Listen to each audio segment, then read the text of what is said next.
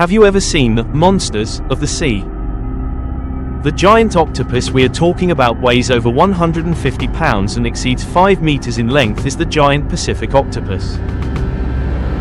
It lives along the North Pacific coast, from Japan to Alaska and California, only exists in the wild for about 4 to 5 years, longer than most other octopuses, and then returns to the sea shortly after its last spawning.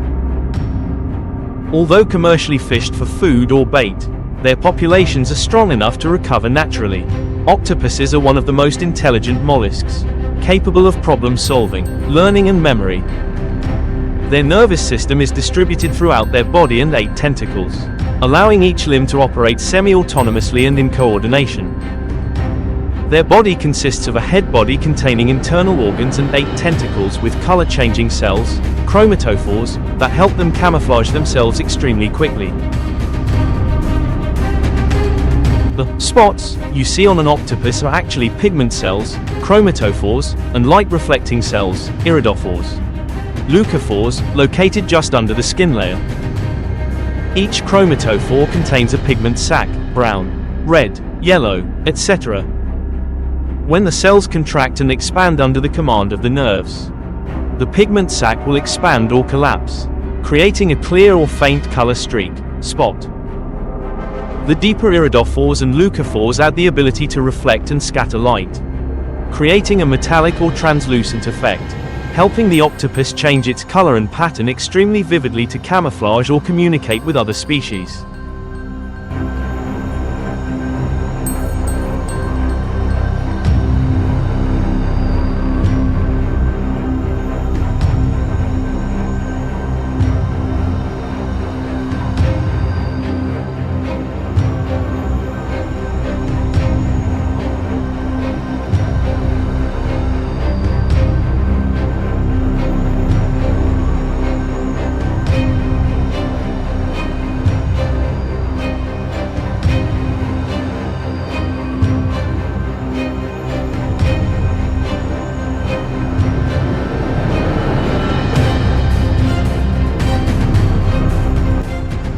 Fishermen in the North Pacific have many ways to hunt this giant mollusk.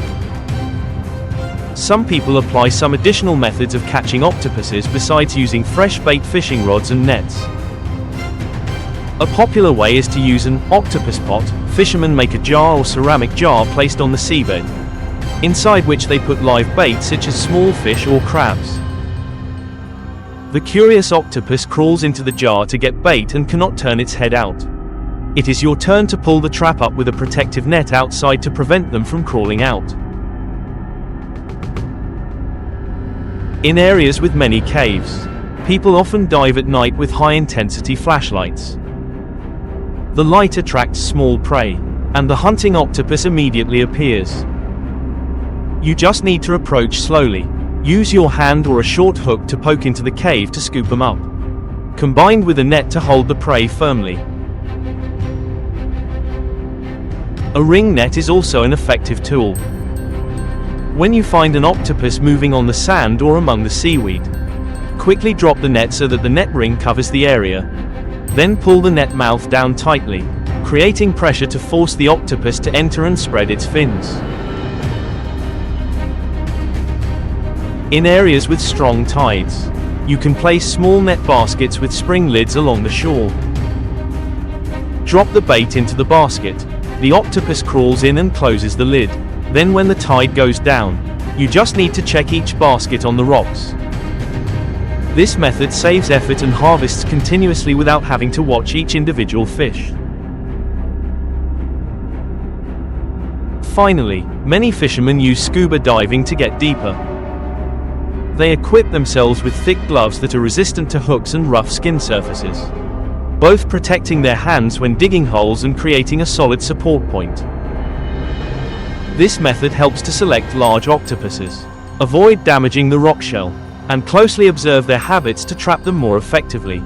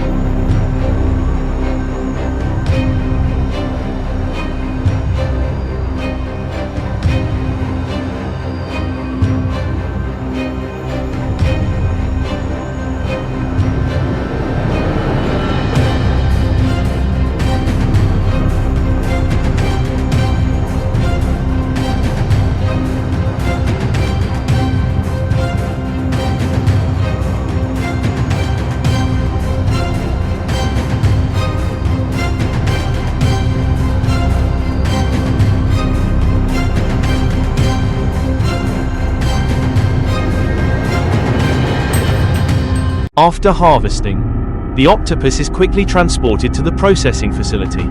First, they must be washed with a special machine, using strong salt scrubbing to remove the slime and dirt on the skin, or using a brush to scrub away the slime on their skin.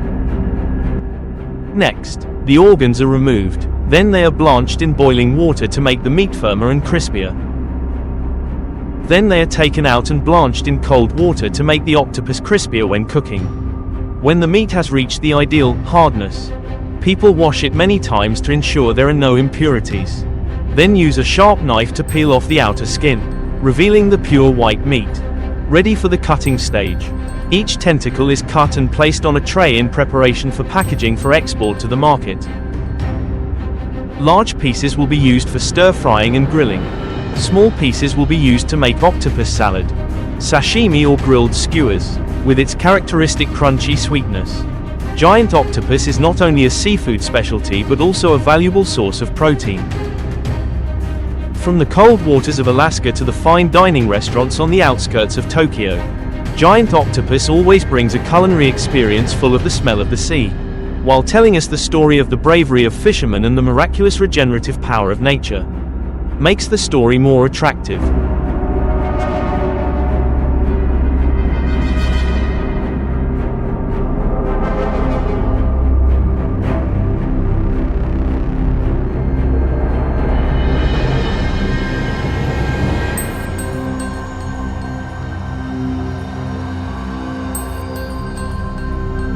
Thank you for taking the time to watch my video until the last second.